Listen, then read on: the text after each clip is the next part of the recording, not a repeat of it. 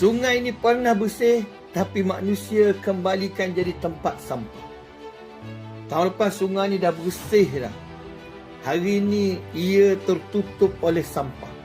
Sungai yang pernah dibersihkan besar-besaran oleh kumpulan Pandawara kini kembali dipenuhi sampah. Penuh sepenuhnya. Air dulu dah nampak bersih, kini hampir tak mengalir.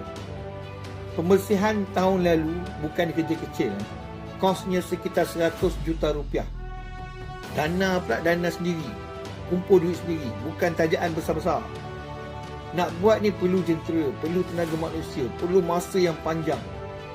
Hanya nak kembalikan balik aliran sungai tu. Dia yang menyakitkan hati, menyakitkan bukan penat dia. Yang menyakitkan ialah hasil kerja keras tu tak bertahan lama.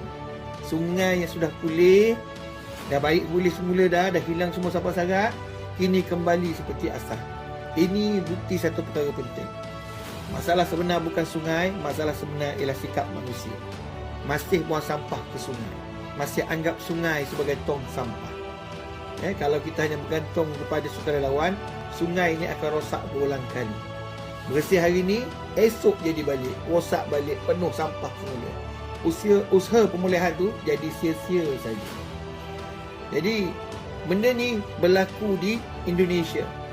Tak mustahil boleh berlaku tempat kita. Jadi kita perlu ingat, kita perlu ajar anak muda kita berkenaan dengan alam sekitar. Penguatkuasaan pun kena tetapkan, pelibatan warga setempat, kena ada tindakan konsisten untuk pastikan bahawa sungai kita bersih. Pihak berkuasa kena pantau. Kita tahu benda tak berlaku tempat kita, berlaku tempat orang lain kat seberang sana, negara lain, tapi ianya pun boleh berlaku kat negara kita. Dan kita tahu benda macam ni pun ada berlaku di negara kita juga, di beberapa kawasan.